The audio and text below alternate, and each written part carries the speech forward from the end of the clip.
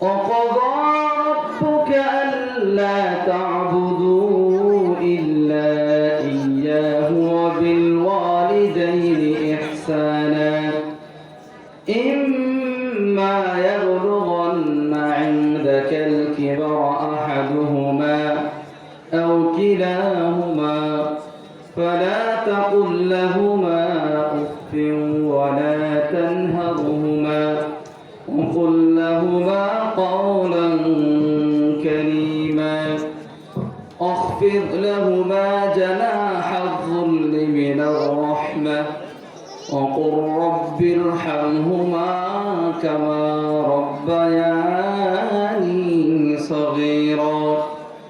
وعن أبي هريرة رضي الله تعالى عنه قال قال رسول الله صلى الله عليه وسلم قال جاء رجل إلى رسول الله صلى الله عليه وسلم فقال يا رسول الله من أحق بحسن صحابتي؟ قال أمك.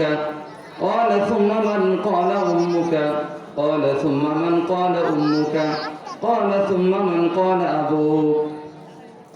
আলহামদুলিল্লাহ, যাবতীয় প্রশংসা, যাবতীয় গুণগান সেই মহান আল্লাহ সুবহানাহু ওয়া তাআলার নিমিত্তে, যে মহান রব্বুল আলামিন আমাদেরকে বাৎসরিক একটি বিশেষ দিনে, বিশেষ মুহূর্তে জামালপুর জেলার শেখেরভিটা এলাকায় মাদ্রাসা দারুল হুদায় ইসলামী সম্মেলনে অংশগ্রহণ করার তৌফিক দান করেছে, সেই মহান রব্বুল আলামিনের দরবারে কালিমাতুশ শুকর আদায় করে সকলেই বলি আলহামদুলিল্লাহ। অতঃপর লাখো কোটি দরুদ বর্ষিত হোক বিশ্ব মানবতার মুক্তির দূত, যারা অক্লান্ত পরিশ্রমের কারণে আজকে আমরা একটি সুন্দর ধর্ম তথা ইসলাম ধর্ম পেয়েছি। সকলেই সেই মহান নেতার প্রতি দরুদ প্রেরণ করি, সকলেই বলি আল্লাহুম্মা সাল্লি আলাইহি আল্লাহুম্মা বারিক আলাইহি। অতঃপর মাদ্রাসা দারুল হাদিস মাদ্রাসা কমিটির উদ্যোগে 24শে জানুয়ারি 2025 ইংরেজি 10ই মাঘ 1431 বাংলা রোজ শুক্রবার ইসলামী সম্মেলন এর উপস্থিত সম্মানিত সভাপতি জনাব মোহাম্মদ ফজলুর রহমান, সেক্রেটারি মাদ্রাসা দারুল হাদিস শেখেরভিটা জামালপুর, উপস্থিত সহসভাপতি জনাব মৌলানা মোহাম্মদ মিজানুর রহমান, অধ্যক্ষ ভারপ্রাপ্ত মাদ্রাসা দারুল হাদিস শেখেরভিটা জামালপুর। আরও উপস্থিত হবেন প্রধান অতিথি হিসেবে জনাব মোহাম্মদ ওয়াজেদ মোল্লা, বিশিষ্ট শিল্পপতি ঢাকা। উদ্বোধক জনাব শামীম আহমেদ, সাবেক সাংগঠনিক সম্পাদক জামালপুর জেলা বিএনপি ও বিশিষ্ট ব্যবসায়ী সকাল বাজার জামালপুর। আরও উপস্থিত হবেন এবং অনেকে উপস্থিত হয়েছেন আমন্ত্রিত উলামায়ে কেরাম, প্রধান ওয়াইজিন শেখ আমারুল্লাহ বিন ইসমাইল বাদানী হাফিজাহুল্লাহ, দ্বিতীয় ওয়াইজিন শেখ মোহাম্মদ আব্দুল হান্নান আদমি হাফিজাহুল্লাহ, তৃতীয় ওয়াইজিন শেখ মৌলানা মোহাম্মদ আমির হুসাইন বিন আব্দুস সামাদ হাফিজাহুল্লাহ। সময় স্বল্পতার কারণে আরো কারো কম নিতে চাচ্ছি না, আমি আমার মূল আলোচনায় চলে যাচ্ছি ইনশাআল্লাহ। সর্বোপরি যারা এই মাহফিলের আয়োজন করেছে সকলকেই ধন্যবাদ জানিয়ে আমার আলোচনা শুরু করছি। প্রিয় উপস্থিতি, আমি আপনাদের সামনে সূরাত বানী ইসরাঈলের 23 নং আয়াত উপস্থাপন করেছি, তেলাওয়াত করেছি এবং নবী মুহাম্মদ রাসূলুল্লাহ সাল্লাল্লাহু আলাইহি ওয়াসাল্লামের অগণিত হাদিস হতে সহিহ বুখারীর 5971 নং হাদিসটি তেলাওয়াত করেছি। এই আয়াত এবং হাদিসকে সামনে রেখে আমার আলোচনা শেষ করব ইনশাআল্লাহ। আমার আলোচনার সংক্ষিপ্ত বিষয় হলো পিতামাতার প্রতি সৎ আচরণ করা, পিতামাতার সাথে সৎ ব্যবহার করা। প্রিয় ভাইরা আমার, বর্তমান সময়ে পৃথিবীর সমস্ত সম্পর্কের মূল্য রয়েছে, কিন্তু মূল্যহীনভাবে একটি সম্পর্ক চলমান, যে সম্পর্কের নাম হলো পিতা এবং মাতা। সমাজে, পরিবারে, যে রাষ্ট্রে সকলের সম্মান অক্ষুণ্ণ রয়েছে, বাকি পিতামাতার সম্মানের বহুত বড় অভাব। এজন্য এই বিষয়কে সামনে রেখে আলোচনা করব ইনশাআল্লাহ। যারা মাহফিলের প্যান্ডেলের বাইরে ঘোরাফেরা করছেন, আপনারা বাইরে সময় নষ্ট না করে খুব অল্প সময়ের ভিতরে এসে মাহফিলের প্যান্ডেলে বসে পড়ুন। আল্লাহ বরকত নাজিল করবেন ইনশাআল্লাহ। প্রিয় ভাইরা আমার, আল্লাহ সুবহানাহু ওয়া তাআলা সূরা বানী ইসরাঈলের 23 নং আয়াতে বলেন, وَقَضَى رَبُّكَ أَلَّا تَعْبُدُوا إِلَّا إِيَّاهُ وَبِالْوَالِدَيْنِ إِحْسَانًا। তোমার প্রতিপালক তোমাকে নির্দেশ দিয়েছে তুমি তোমার রবের ইবাদত করো, ওয়াবিল ওয়ালিদাইনি ইহসানা, অতঃপর পিতামাতার সাথে সৎ আচার ব্যবহার করো। ইম্মা ইয়াবলুগান্না ইনদাকাল কিবারা আহাদুহুমা আও কিলাহুমা ফালা তাকুল লাহুমা উফফিন ওয়ালা তানহারহুমা ওয়া কুল লাহুমা কওলান কারীমা।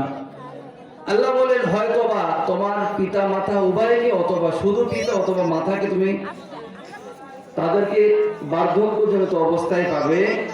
ফালা তাকুল লাহুমা উফফিন, পিতা হোক মাতা হোক অথবা উভয় হোক না কেন, তাদের সামনে কখনো বিরক্ত হয়ে তুমি উফ শব্দটি উচ্চারণ করিও না। আর আল্লাহ বলেন, ওয়ালা তানহারহুমা, এবং তুমি তাদের সাথে উচ্চ গলায় আওয়াজ করে কথা বলিও না। ওয়া কুল লাহুমা কওলান কারীমা, বরং তাদের সামনে তুমি কি নিচু আওয়াজে কথা বলো। প্রিয় উপস্থিতি, পিতামাতার কথা মান্য করেছে নবী রাসূলগণ, পিতামাতার কথা মান্য করেছে সাহাবা আজমাইন, পিতামাতার কথা মান্য করেছে তাবেঈগণ এবং আবেদগণ এবং আলিম ওলামাগণ। তাই আমি আপনাদের সামনে সর্বপ্রথম বলতে চাই, পিতামাতার আনুগত্যের যে দৃষ্টান্ত সারা পৃথিবীতে কিয়ামত পর্যন্ত স্মরণীয় থাকবে, তা হলো নবী ইব্রাহিম আলাইহিস সালাতু ওয়াস সালামের আনুগত্য করেছিলেন তার সন্তান, তিনিও নবী ছিলেন, হযরত ইসমাঈল আলাইহিস সালাতু ওয়াস সালাম। আমার কুরবানির ঘটনাগুলো ইতিহাস নয়, আমি সংক্ষিপ্তভাবে বলতে চাচ্ছি, নবী রাসূলগণ পিতামাতার যে আনুগত্য করেছেন তার একটি দৃষ্টান্ত। আপনারা সকলেই জানেন, হযরত নবী ইব্রাহিম আলাইহিস সালাতু ওয়াস সালামকে আল্লাহ সুবহানাহু ওয়া তাআলা শেষ বয়সের দিকে একটি সন্তান দান করেছিলেন। অতঃপর আল্লাহ সুবহানাহু ওয়া তাআলা এই সন্তানকে কুরবানি করার জন্য নির্দেশ দিলেন। তাই আল্লাহ কোরআনে ভাই বলেছেন, فَلَمَّا بَلَغَ مَعَهُ السَّعْيَ قَالَ يَا بُنَيَّ إِنِّي أَرَىٰ فِي الْمَنَامِ أَنِّي أَذْبَحُكَ فَانظُرْ مَاذَا تَرَىٰ قَالَ يَا أَبَتِ افْعَلْ مَا تُؤْمَرُ سَتَجِدُنِي إِن شَاءَ اللَّهُ مِنَ الصَّابِرِينَ। হযরত ইব্রাহিম আলাইহিস সালাতু ওয়াস সালামের সন্তান হযরত ইসমাঈল আলাইহিস সালাতু ওয়াস সালাম প্রাপ্তবয়স্ক উপনীত হলো। এমত মুহূর্তে হযরত ইব্রাহিম আলাইহিস সালাতু ওয়াস সালামকে স্বপ্নের মধ্যে দেখানো হলো যে তিনি তার সন্তানকে জবাই করতেছে। একথা হযরত ইব্রাহিম আলাইহিস সালাতু ওয়াস সালাম যখন তার সন্তান হযরত ইসমাঈল আলাইহিস সালাতু ওয়াস সালামের সাথে পরামর্শ করে, ইসমাঈল আলাইহিস সালাম বললেন, ক্বালা ইয়া আবাতি ফাআল মা তু'মার, হে আমার পিতা, এই নির্দেশ যদি তোমার স্রষ্টার পক্ষ থেকে হয়ে থাকে, তোমার প্রতিপালকের পক্ষ থেকে হয়ে থাকে, সাতাজিদুনি ইনশাআল্লাহু মিনাস সাবিরিন, তাহলে অবশ্যই তুমি তোমার হুকুম বাস্তবায়ন করো, অবশ্যই তুমি আমাকে ধৈর্যশীলদের অন্তর্ভুক্ত পাবে। সুবহানাল্লাহ। একজন নবী তার সন্তানকে জবাই করার কথা তার সাথে পরামর্শ করলেন শুধুমাত্র পিতার সম্মান বজায় রাখার জন্য।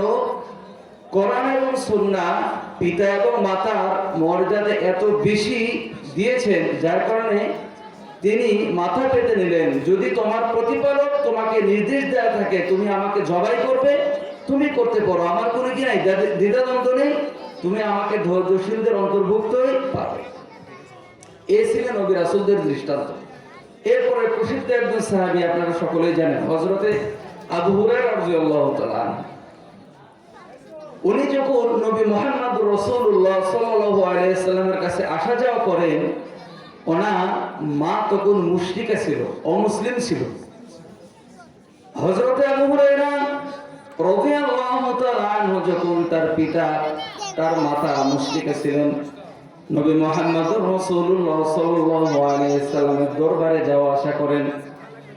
একদিন নয়, দুই দিন নয়, বারবার যাওয়া আসার কারণে যখন তার মা এই বিষয়টি অবগত হয়ে গেলেন যে আবু হুরায়রা নিয়মিতভাবে নবী মুহাম্মদ রাসূলুল্লাহ সাল্লাল্লাহু আলাইহি সাল্লামের দরবারে যায়, একদিন শক্ত করে ডেকে বললেন, আবু হুরায়রা, তোমার জন্য দুইটি পথ রয়েছে। যদি তুমি চাও নবী মুহাম্মদ রাসূলুল্লাহ সাল্লাল্লাহু আলাইহি সাল্লামের ওখানে নিয়মিত যাওয়া আসা করবে, তার থেকে দ্বীন শিক্ষা করবে, তাহলে তুমি আমাকে ছেড়ে দাও। আর যদি তুমি চাও তোমার মায়ের সাথে থাকবে, তাহলে তুমি নবী মুহাম্মদুর রাসূলুল্লাহর বৈঠক কানা ছেড়ে দাও। কঠিন অবস্থা। আবু হুরায়রা মা বললেন, দেখো, তুমি হয় আমার সন্তান হিসেবে বাবার কাছেই থাকবে, আর যদি না হয় তাহলে তুমি কি করবে?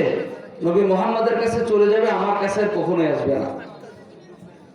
প্রিয় ভাইরা আমার, হাদিসের বর্ণনা আসছে নবী মুহাম্মদুর রাসূলুল্লাহ সাল্লাল্লাহু আলাইহি ওয়াসাল্লামের কাছ থেকে যখন আবু হুরায়রা বাড়িতে ফিরে যায়, তার মা তাকে প্রহার করে।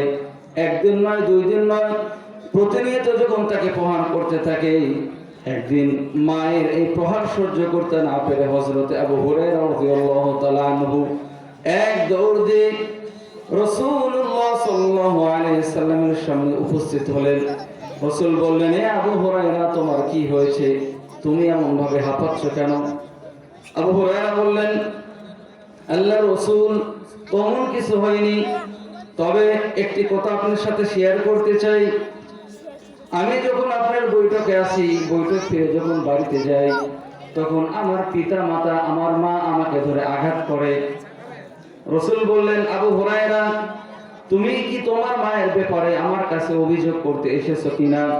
আবু হুরায়রা বলেন, নবীজি, আমি অভিযোগ করার জন্য আসিনি, আমি যে কারণে আপনার নিকটে এসেছি, আমি চাই আপনি দুহাত উত্তোলন করে আল্লাহর কাছে দোয়া করেন যেন আল্লাহ সুবহানাহু ওয়া তাআলা আমার মাকে ইসলামের গণ্ডিতে কি করেন? কবুল করেন। আবু হুরায়রা বলেন, এই কথা বলার পরে নবী মুহাম্মদ রাসূলুল্লাহ সাল্লাল্লাহু আলাইহি ওয়াসাল্লাম দুই হাত উত্তোলন করলেন, আর আমি এটা দেখে সাথে সাথে বাড়ির দিকে রওনা হয়ে গেলাম এবং মনে মনে ভাবতে থাকলাম, দেখি নবী মুহাম্মদ রাসূলুল্লাহ সাল্লাল্লাহু আলাইহি ওয়াসাল্লামের দোয়া আল্লাহর কাছে আগে পৌঁছে যায় নাকি আমি আবু হুরায়রা আগে বাড়িতে গিয়ে পৌঁছি।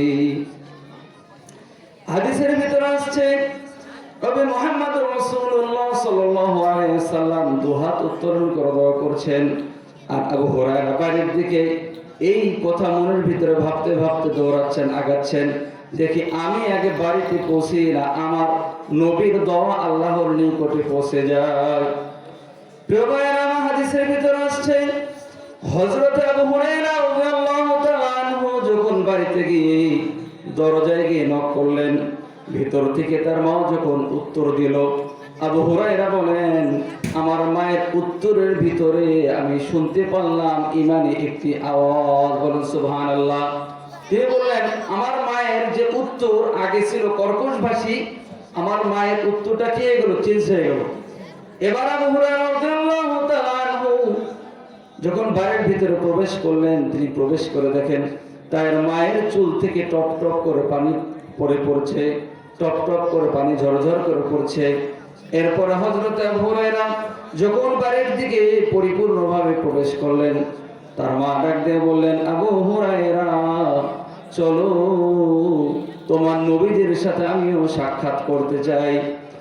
এবার আবু হুরায়রা রাদিয়াল্লাহু তাআলা আনহু তার মাকে নিয়ে নবীর সাথে যখন সাক্ষাতে আসলেন, নবী মুহাম্মদ রাসূলুল্লাহ সাল্লাল্লাহু আলাইহি সাল্লামকে দেখার সাথে তিনি উচ্চ আওয়াজে কালেমা পড়ে বললেন, লা ইলাহা ইল্লাল্লাহু মুহাম্মাদুর রাসূলুল্লাহ সাল্লাল্লাহু আলাইহি সাল্লাম। প্রিয় ভাইরা আমার, সাহাবায়ে কেরাম মায়ের হাতে মার খেতে খেতে কঠিন অবস্থা। একদিন নবী মুহাম্মদ রাসূলুল্লাহ সাল্লাল্লাহু আলাইহি ওয়াসাল্লামের দরবারে গেলেন, অভিযোগ দিতে নয়, তিনি বললেন যে আল্লাহ রাসূল আপনি একটি দোয়া করুন যাতে করে আমার মাও ইসলামের গণ্ডিতে কি চলে আসে, অন্য কোনো উদ্দেশ্য নয়। এই ছিল সাহাবায়ে কেরামদের আচার ব্যবহার। পিতামাতা যতই গালিগালাজ করুক না কেন তারপরেও তাদের সাথে কোনো কথা বলেননি, অথবা তাদের উপর কখনো উঁচু আওয়াজে কথা বলেননি। কারণ আল্লাহ বলেন ওয়াসাইনাল ইনসানা বিওয়ালিদাইহি হামালাতহু উম্মুহু ওয়াহানান আলা ওয়াহানিন ওয়া ফিসালুহু ফি আমাইন আনিশকুর লি ওয়া লিওয়ালিদাইক। আল্লাহ বলেন আমি মানুষকে নির্দেশ দিয়েছি তারা যেন পিতামাতার সাথে ভালো ব্যবহার করে। ওয়াসাইনাল ইনসানা বিওয়ালিদাইহি, কারণ কি হামালাতহু উম্মুহু ওয়াহানান আলা ওয়াহানিন, কেননা একজন মা যখন গর্ভে কোনো সন্তান ধারণ করে কষ্টের পর কষ্ট, কষ্টের পর কষ্ট করে তাকে গর্ভধারণ করে। অফিসালুহু ফি আমাইনি, শুধু তাই নয় এরপরে 2 বছর পর্যন্ত তাকে দুধ পান করায়। সুতরাং আমি আল্লাহ বলে দিলাম কোন বান্দা যখন পৃথিবীতে আসবে, যখন বালক হবে, আনিশকুরলি ওয়া লিওয়ালিদাইক, সর্বপ্রথম যেন আমার শুকরিয়া আদায় করে, এরপরে যেন পিতামাতার শুকরিয়া আদায় করে। প্রিয় ভাইরা আমার, এই আয়াতে কারিমা এবং পূর্বের আয়াতে কারিমা দ্বারা বোঝা যায় পৃথিবীতে আল্লাহর ইবাদত করার পরে সর্ববৃহৎ সবথেকে গুরুত্বপূর্ণ ফজিলতপূর্ণ ইবাদত হলো পিতামাতার খেদমত করা। কার কথা? আল্লাহর কথা। আল্লাহ বলেছেন আল্লাহ তা'বুদু ইল্লা ইয়াহু ওয়া বিল ওয়ালিদাইনি ইহসানা, আগে আমার ইবাদত করো, এরপরে পৃথিবীতে সর্বোত্তম শ্রেষ্ঠতম দ্বিতীয় ইবাদত হলো পিতামাতার কি করো? খেদমত করো। যদি পিতামাতার খেদমত না করো তাহলে তুমি কি করবে? জান্নাত হারাবে। প্রিয় ভাইরা আমার, অন্য একটা হাদিসে আল্লাহ রাসূল বলেছেন عن عبد الله بن مسعود رضي الله تعالى عنه قال سألت النبي صلى الله عليه وسلم أي العمل أحب إلى الله قال الصلاة وقتها। একজন সাহাবী আল্লাহ রাসূলকে জিজ্ঞেস করলেন, আল্লাহ রাসূল সবথেকে পছন্দনীয় আল্লাহর নিকটে উত্তম আমলটা কি? আল্লাহ রাসূল বলেন as-salatu liwaqtiha, সময় অনুযায়ী সালাত আদায় করা। সুন্নাহ আইয়ু কাল বিররুল ওয়ালিদাইন, এরপর দ্বিতীয় পৃথিবীতে দ্বিতীয়তম শ্রেষ্ঠ আমল, যে আমল আল্লাহ গ্রহণ করবেন, ভালোবাসবেন, সেই আমল হলো পিতামাতার সাথে খেদমত করা। ক্বালা সুম্মা ইয়া রাসূলুল্লাহ, এরপরে তৃতীয়তম কি আমল? আল্লাহ রাসূল উত্তরে বললেন আল জিহাদু ফি সাবিলিল্লাহ। বুখারী শরীফের 527 নম্বর হাদিস। এই হাদিসে আল্লাহ রাসূল বললেন পৃথিবীতে সর্ব উত্তম এবং আল্লাহর নিকটে পছন্দনীয় ইবাদতের দ্বিতীয় ইবাদত হলো পিতামাতার কি করা? খেদমত করা। আমরা যদি পিতামাতার খেদমত করি তাহলে অবশ্যই এই খেদমতের মাধ্যমে আমরা জান্নাত পেতে পারবো। প্রিয় ভাইরা আমার, অন্য একটা হাদিসে আল্লাহ রাসূল বললেন 3 শ্রেণীর লোক কখনো জান্নাতে যেতে পারবে না। নাম্বার 1 আল-আকু লিওয়ালিদাইহি, যারা পিতামাতার অবাধ্য হয়। আরেক শ্রেণীর লোক হলো আল মারআতুল মুতালাজ্জিলাতু, এমন মহিলা যারা পুরুষের পোশাক পরে ঘোরাফেরা করে। ওয়াদ-দায়ুসু, এবং যারা কি দায়ুস। দেখবেন আমাদের সমাজে কিছু ফ্যামিলি এমন আছে যারা নামাজ পড়ে, পিতা নামাজ পড়ে, মাতা নামাজ পড়ে, বাকি সন্তান সন্ততি যারা আছে তারা নামাজ কালামের দিকে খুব একটা গুরুত্ব দেয় না, আর পিতা মাতাও তাদের এই অবস্থাটা মেনে নেয়। শরীয়তের পরিভাষায় এদেরকে বলা হয় দায়ুস। তাহলে আল্লাহ রাসূল হাদিসে 3টি কথা বললেন। 1 নাম্বার, যারা পিতামাতার সাথে খারাপ আচরণ করে, পিতামাতার অবাধ্য হয়। নাম্বার 2, ওই সমস্ত মহিলা যারা পুরুষের পোশাক পরে সমাজে, রাষ্ট্রে, বিভিন্ন অনুষ্ঠানে, বিভিন্ন বাজারে ঘোরাফেরা করে, তারা কখনো জান্নাতে যেতে পারবে না। আর নাম্বার 3 হচ্ছে দায়ুস, দায়ুসও কখনো জান্নাতে যেতে পারবে না। প্রিয় ভাইরা আমার, অন্য একটা হাদিস, প্রসিদ্ধ একটা হাদিস, আল্লাহ রাসূল সাল্লাল্লাহু আলাইহি ওয়াসাল্লাম একদা মসজিদে নববীর মিম্বরে উঠলেন। সর্বপ্রথম মিম্বর উঠে তিনি বললেন আল্লাহুম্মা আমিন। সাহাবায়ে কেরাম অবাক দৃষ্টিতে তাকিয়ে থাকলো। আল্লাহ রসুলের সামনে কোনো লোক নেই, কোনো মানুষ নেই। আল্লাহ রসুল কি পাগল হয়ে গেলেন কিনা? এরপরে আল্লাহ রসুল যখন দ্বিতীয় মিম্বরে পাওয়া দিলেন, তখন তিনি বললেন আল্লাহুম্মা আমিন। প্রিয় ভাইরা আমার, উপস্থিত সাহাবায়ে কেরাম অবাক দৃষ্টিতে তাকিয়ে থাকলেন। এরপরে আল্লাহ রসুল যখন তৃতীয় মিম্বরে পা দিয়ে তখনও বললেন আল্লাহুম্মা আমিন। এবার সাহাবায়ে কেরাম অবাক হয়ে জিজ্ঞেস করেন, আল্লাহ রসুল আপনার সামনে তো কাউকে দেখছি না, অথচ প্রত্যেকবার আপনি প্রত্যেকটি মিম্বর পা দিয়েছেন এবং বলেছেন আল্লাহুম্মা আমিন, আল্লাহুম্মা আমিন।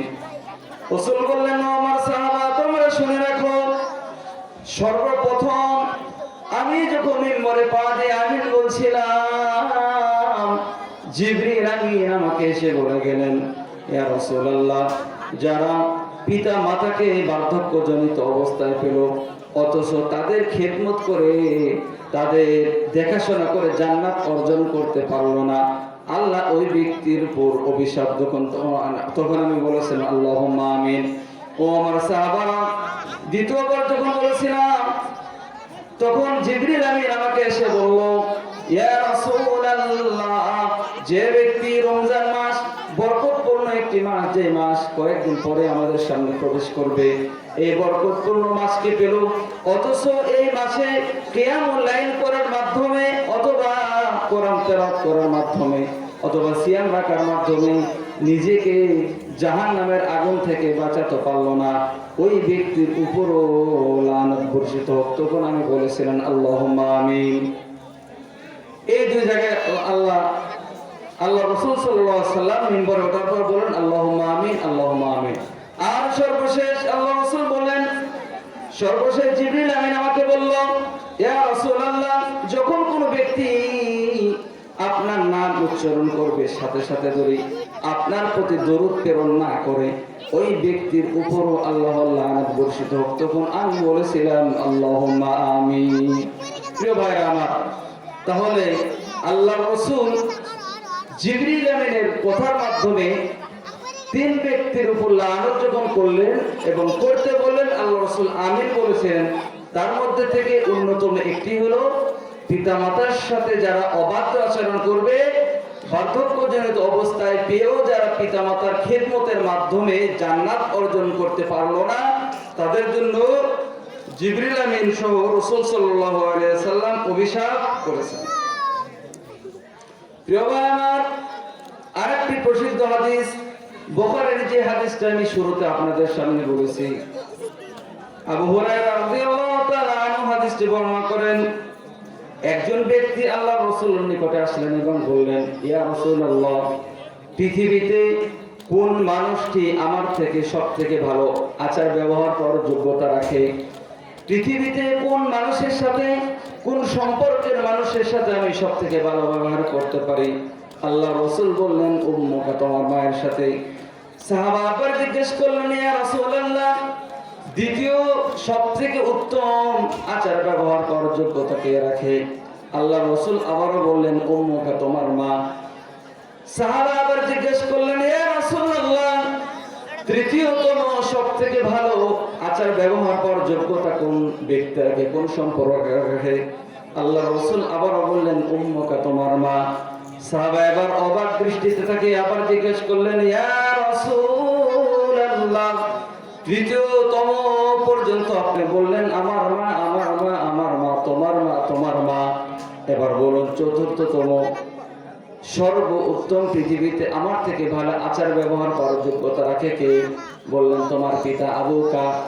প্রিয় ভাইরা আমার, এই হাদিস থেকে বোঝা যায় পৃথিবীতে সব থেকে ভালো আচার ব্যবহার করার যোগ্যতা রাখে আমার মা আর আপনার মা। কিন্তু বাস্তব বিষয় হচ্ছে উল্টা।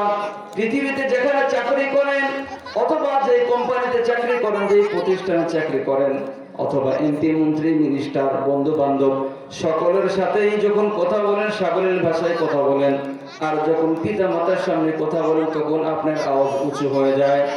প্রিয় ভাইরা আমার, আপনি যতই বড় দানবীর হন না কেন, যতই বড় হাজি, গাজী, আলেম, ওলামা, পীর, মাশায়েখ হন না কেন, আপনার পিতা মাতা যদি আপনার প্রতি সন্তুষ্ট না থাকে, তাহলে আপনার, আমার, আল্লাহ আমার আপনার প্রতি সন্তুষ্ট থাকে না। অন্য একটা হাদিসে আল্লাহ রাসূল বলেছেন রিদার রাব্বি ফি রিদাল ওয়ালিদি ওয়া সাখাতুহু ফি সাখতিহিমা। আল্লাহ বলেন কোন বান্দার প্রতি যদি তার পিতা এবং মাতা সন্তুষ্ট থাকে তাহলে আমি আল্লাহ ওই বান্দার প্রতি সন্তুষ্ট। আর যদি কেউ পিতা এবং মাতা কোন বান্দার প্রতি অসন্তুষ্ট থাকে আমি আল্লাহ ওই বান্দার প্রতি অসন্তুষ্ট থাকি। প্রিয় ভাইরা আমার, তাহলে আমার আপনার পিতা মাতা যদি আমার প্রতি সন্তুষ্ট থাকে, অন্তর থেকে যদি আমার জন্য আপনার জন্য দোয়া করে, তাহলে আল্লাহ সুবহানাহু ওয়া তাআলা আমার আপনার উপর রাজি থাকেন। আর যদি সন্তুষ্ট না থাকি তাহলে কি আমার আল্লাহ এবং আপনার আল্লাহ কি করবেন না, সন্তুষ্ট থাকবেন।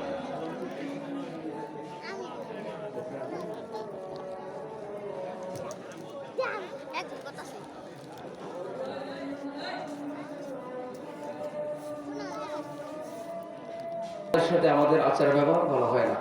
অন্য একটা হাদিস আল্লাহ রাসূল সাল্লাল্লাহু আলাইহি ওয়াসাল্লাম বলেছেন তিন শ্রেণীর লোক যদি আল্লাহ সুবহানাহু ওয়া তাআলার নিকট কোনো দোয়া করেন আল্লাহ সুবহানাহু ওয়া তাআলা সাথে সাথে কবুল করলেন।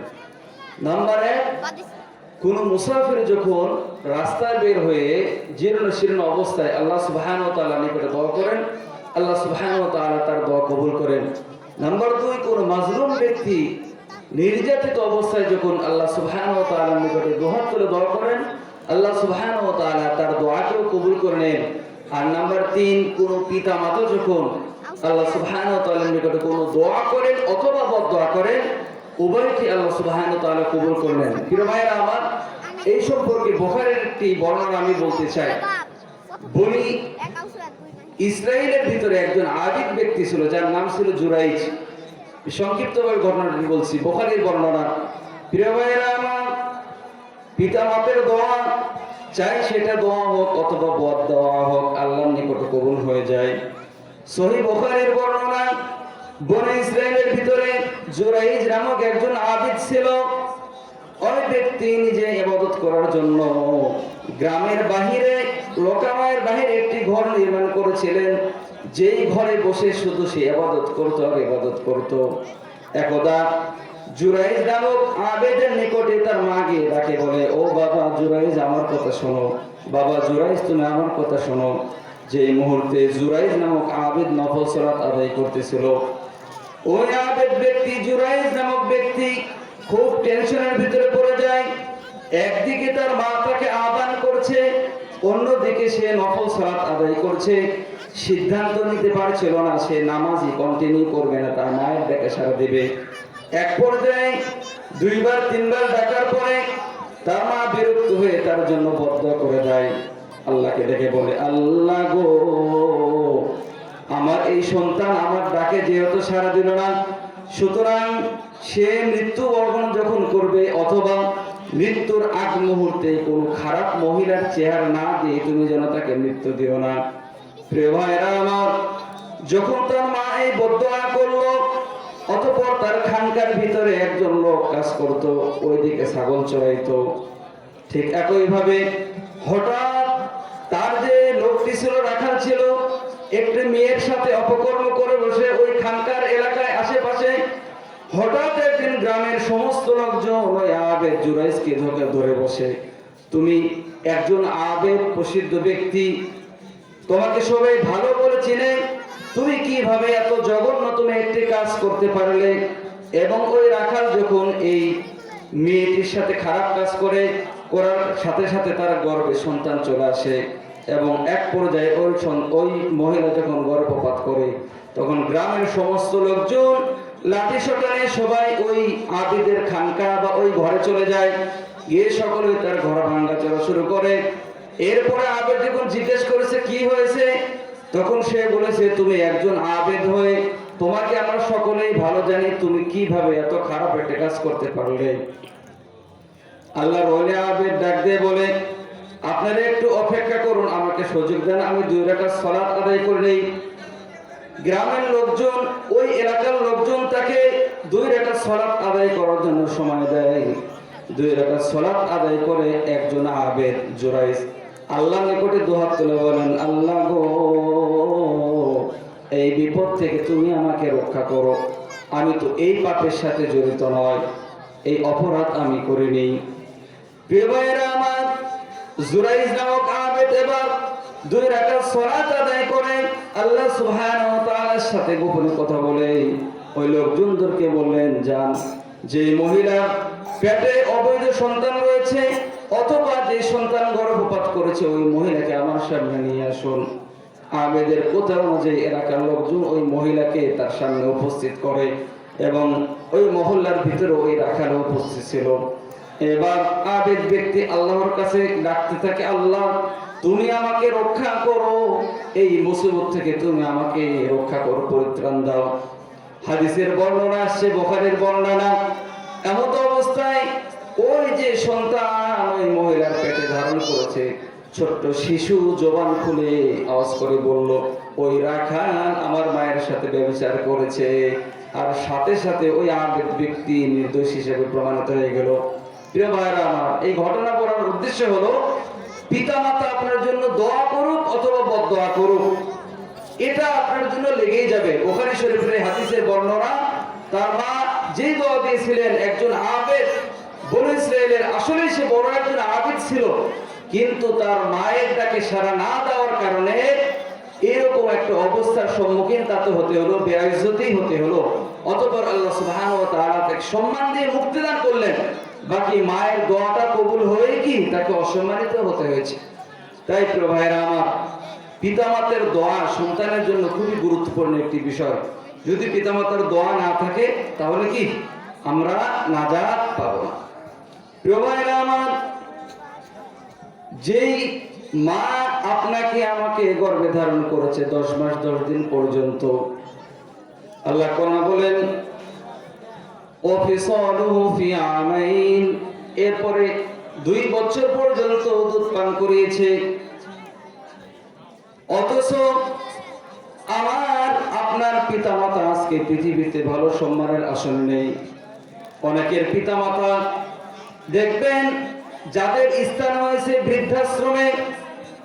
আরে আপনি ছোট থাকতে যখন আপনার মাকে কষ্ট দিয়েছেন, আপনার মা আপনি গর্ভ থাকা অবস্থায় যখন খাওয়ার জন্য বসেছে, পেটের ভিতরে লাথি দিয়েছেন, খাবার প্লেট থেকে উঠে চলে গিয়েছে। আপনার মা যখন কোন জায়গায় বসে কারোর সাথে গল্প গুজব করতেছিল, আপনি যখন পেটের ভিতর থেকে লাথি দিয়েছেন, আপনার মা 2 চোখ দিয়ে পানি ঝরতে ঝরতে উঠে চলে গেছে। ঠিক একইভাবে রাত্রিবেলায় আপনি যখন ঘুমিয়েছেন ছোট অবস্থায়, মার বুকের উপর পেশাব করে দিয়েছেন, মা আপনাকে ডান সাইডে নেমে নিয়েছে। ডান সাইডে যখন পেশাব করে দিয়েছেন, মা আপনাকে বাম সাইডে নিয়ে নিয়েছে। আপনাকে কখনো কষ্ট হতে দেয়নি, আপনার কোনো কষ্ট আপনার মা সহ্য করেনি। প্রিয় যুবক ভাইরা আমার, আজকে আমাদের ইমানের এত অধঃপতন হয়েছে, এত অধঃপতন হয়েছে, আমরা কোথায় কোথায় পিতামাতার উপর উঁচু আওয়াজে কথা বলি, কোথায় কোথায় বলি তুমি ঘর থেকে বের হয়ে যাও। এবং আমাদের পিতামাতার স্থান হয়েছে বৃদ্ধাশ্রম। যেই পিতামাতা আমাদেরকে এত কষ্ট করে লালন পালন করেছে, তারা না খেয়ে আমাদেরকে খাওয়াইছে, যারা ঈদের ভিতরে পোশাক না নিয়ে আমাকে আপনাকে পোশাক দিয়েছে, তারা বিভিন্ন সময় হাটে বাজারে গিয়ে হোটেলে না খেয়ে বসে থেকে আপনাকে খাওয়াইছে, আর সেই পিতামাতার স্থান কোথায়? বৃদ্ধাশ্রম। প্রিয় ভাইরা আমার, এত কষ্টের পরও মা ভিক্ষা করে, পিতা ভ্যান চালিয়ে আপনাকে আমাকে লালিত পালিত করেছে, আর আমরা তাদেরকে বৃদ্ধাশ্রমে পাঠাচ্ছি। কেন? ছোটবেলায় তো তারা আমাদের কোথাও পাঠায়নি, তারা তো আমাদেরকে বাড়ি থেকে বের করে দেয়নি। আমাদের কেন ইমানের এত অধঃপতন হলো? আজকে কেন আমরা এত নিচে নেমে গিয়েছি? প্রিয় ভাইরা আমার, সময় খুবই সংক্ষিপ্ত, বিষয় অনেক বড়, কিন্তু আলোচনা করার কি নেই, সুযোগ নেই। শুধু এতটুকু বলবো যে পিতা মাতা, আল্লাহ রাসূল বলেছেন এটার সাথে ভালো ব্যবহার না করলে জান্নাতে যাওয়া যাবে না। পৃথিবীর সর্বোত্তম দ্বিতীয় বৃহৎ আমল হলো পিতা মাতার খেদমত করা। অন্য হাদিসে আল্লাহ রাসূল বললেন 3 জন ব্যক্তির দোয়া কখনো বিফলে যাবে না, আল্লাহ সাথে সাথে কবুল করবেন। তার মধ্যে পিতা মাতা একজন, মাজলুম একজন। এই জন্য পিতা মাতার সাথে সর্বদাই আমাদেরকে ভালো ব্যবহার করতে হবে, তাদেরকে মূল্যায়ন করতে হবে। এটা যদি আমরা করি, সর্বশেষ কয়েকটি ফলাফল বুঝছি যে জীবনে যদি পিতামাতাকে ভালোবাসেন, তাদের খেদমত করেন, তাহলে পৃথিবীতে বিজ্ঞানরা বলেছেন একটা ভালো অবস্থায় থাকবেন, একটা মর্যাদায় থাকবেন পিতামাতার সাথে যদি ভালো আচার ব্যবহার করেন, তাহলে আপনার মৃত্যু হবে ভালো অবস্থায় ইমানের উপর। পিতামাতার সাথে যদি ভালো আচার ব্যবহার করেন, বড় বড় বিপদ মুসিবত থেকে আল্লাহ সুবহানাহু ওয়া তাআলা আপনাকে আমরা কি করবেন, হেফাজত করবেন। এবং পিতামাতার সাথে যদি আমরা ভালো আচার ব্যবহার করি, তাহলে আল্লাহ সুবহানাহু ওয়া তাআলা আমাদের জন্য বাইতুল্লাহ জিয়ারত করে কি করে দিবেন, সহজ করে দিবেন। তাই প্রিয় ভাইরা আমার এবং খোরদার আলোর মা বোনেরা, আমরা সর্বদাই সচেতন থাকবো আমাদের কোনো কথায় বার্তায় আচার ব্যবহারের জন্য আমাদের পিতামাতা কখনোই অসন্তুষ্ট না হয়। যদি তারা অসন্তুষ্ট হয়, তাহলে আমরা জান্নাত হারাবো এবং আমার আল্লাহ, আপনার আল্লাহ স্রষ্টা আমাদের উপর নারাজ হবেন, অসন্তুষ্ট হবেন। তাই আসুন আমরা জীবনে যতদিন বেঁচে থাকি, আমরা যেন সর্বদাই পিতামাতার সাথে সৎ ব্যবহার করতে পারি, সেই তৌফিক আল্লাহ আমাদেরকে দান করুন। সকলে বলুন আল্লাহুম্মা আমিন। আসসালামু আলাইকুম ওয়া রাহমাতুল্লাহি ওয়া বারাকাতুহু।